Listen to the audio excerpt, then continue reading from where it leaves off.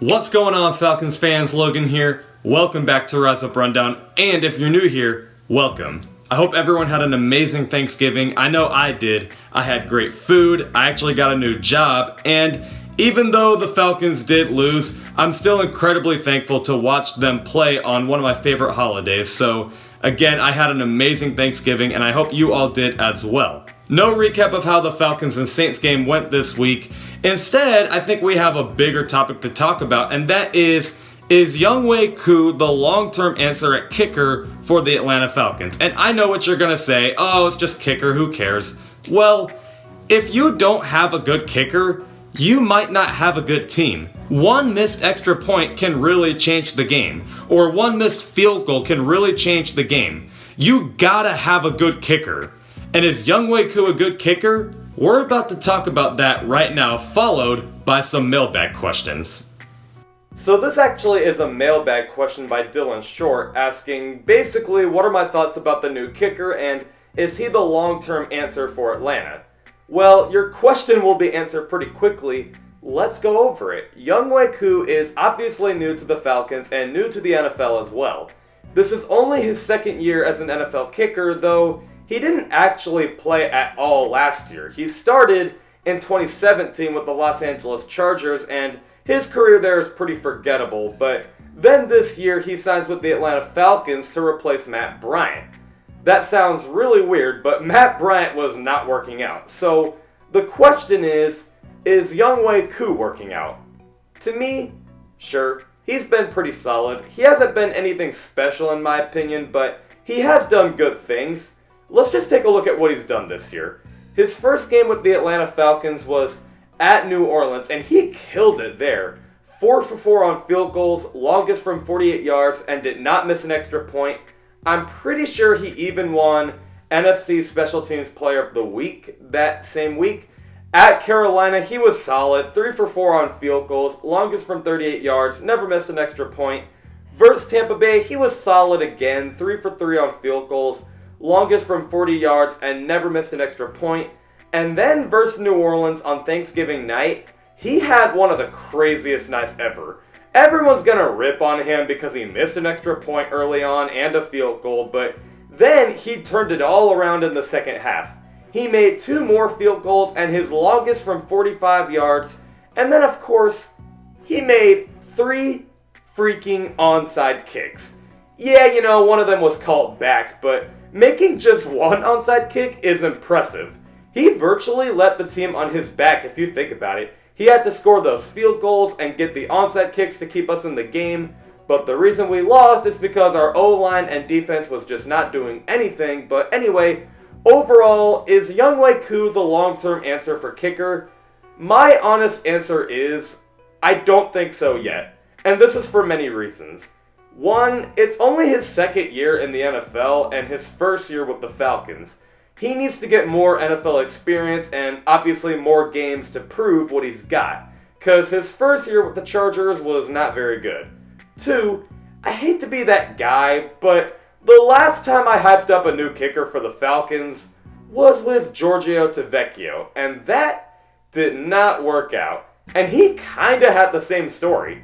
First year he sucked with an NFC West team, and then he was solid his first year with the Falcons. But we all know how his story ended. I'm hoping it's not the same here with Younghoe Koo. And 3, I need to see longer field goal attempts from him. 48 yards is impressive, but to me, a clutch kicker is someone who can make it from 50.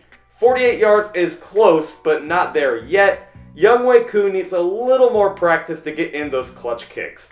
But I will end this on a positive note and say that I think the last game against New Orleans should give him a confidence boost. He virtually let the team on his back by scoring field goals, 1 from 45 yards out, and then 3 onside kicks in a row?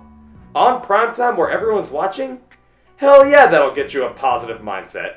So he is definitely capable of doing great things, but let's wait till he plays more games to decide if he's the long-term kicker for Atlanta.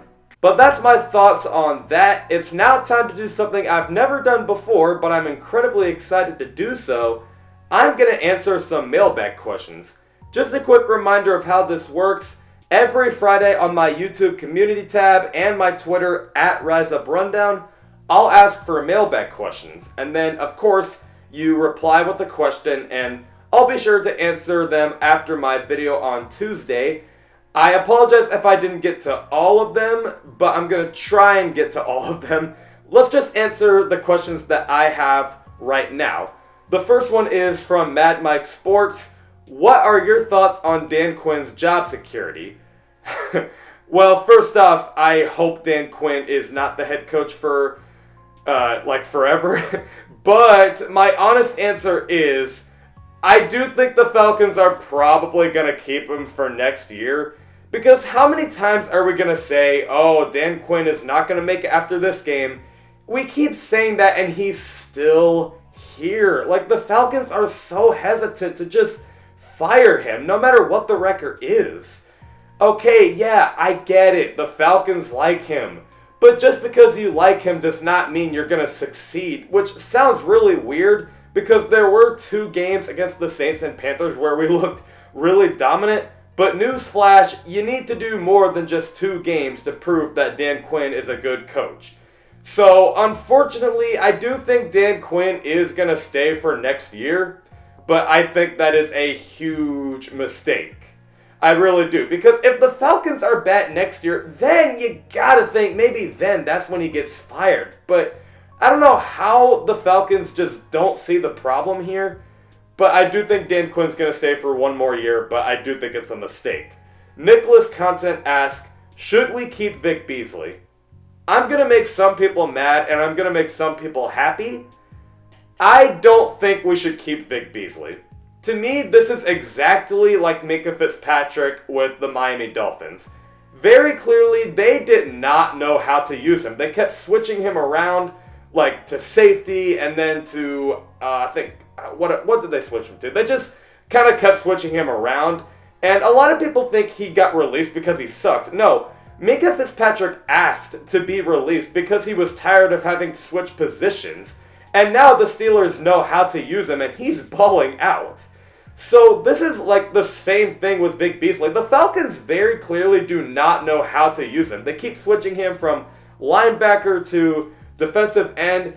They don't know how to use him, and he needs to go somewhere where a team will actually use him to his full potential. Where should he go exactly? Honestly, I think the Buffalo Bills would be a good fit. You don't know a lot of players on that defense, but I mean, that defense is killing it, so they obviously know a thing or two about defense. Vic Beasley, I think, would be a great fit in Buffalo, and they actually would know how to use him. Just somewhere other than Atlanta, but I think we should get rid of him. James Smith asks, what players need to go after this year? There's a lot of them. I'm just going to keep it short and simple. I already talked about Vic Beasley. Jack Crawford needs to go. I used to be high on Takk McKinley, but I'm just going to admit it. Takk McKinley needs to go. Ricardo Allen needs to go. Keanu Neal needs to go. Isaiah Oliver, I'm going to give him 1 more year, but if he doesn't do good next year, then I'd say he needs to go. Devontae Freeman needs to go. Jamin Brown needs to go. Wes Schweitzer needs to go.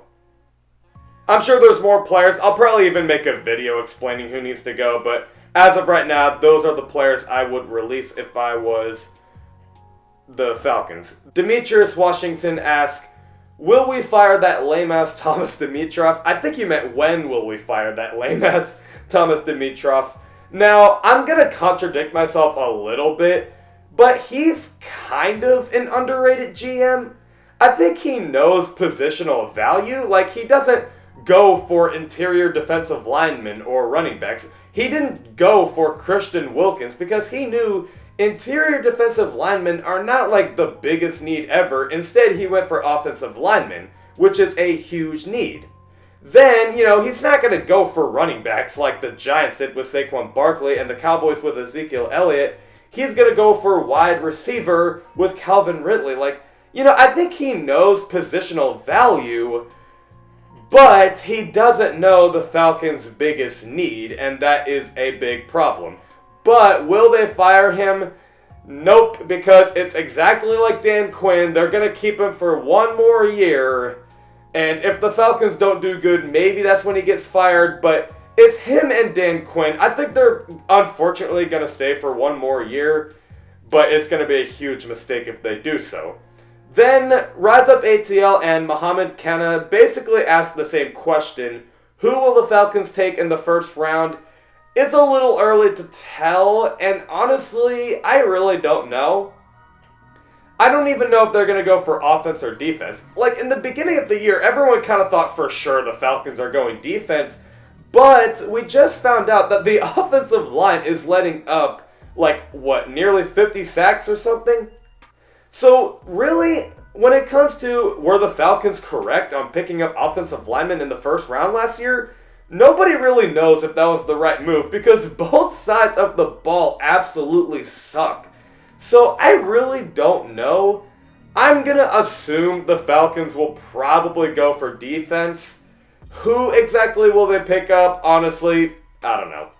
Mark Jones asked, if the Falcons decide to clean house, how long do you think it will take to become competitive again? I think at least 2 seasons. I kind of think the same thing. I think 2 to maybe 4 or 5 seasons sounds about right. And then at UltraShadow97 asked, why is the entire Aints organization so classless? Because their city is trash. So if their city is trash, they're going to trash talk.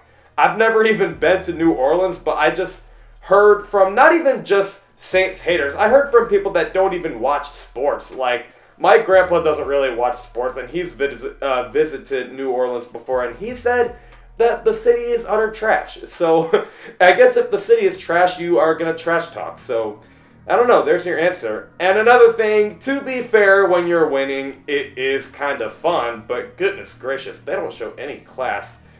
I don't know, man. They just are a trash city, so they will trash talk. But I am not worried. By the way, whoever's going to ask this, are you worried the Saints are going to win the Super Bowl? Oh my gosh. If you think I'm going to hide in my closet shaking that the Saints are going to win the Super Bowl, I don't know if anyone does that, but no. You got the wrong idea. I am not scared the Saints are going to win the Super Bowl. I'm not saying that to be biased, but I really do think the Saints are not going to win the Super Bowl. I really don't think that. I mean, they had that talk for like 2 or 3 years. Come on, man. Like, you think this time it's going to happen? No. So, anyway, I'm happy to answer your mailbag questions. And I'm just excited to see what's next. I don't know if I'll preview this matchup versus the Panthers. I think I have another video coming up this Friday, but I'll see you guys this Friday at 11 o'clock a.m. Eastern. As always, rise up.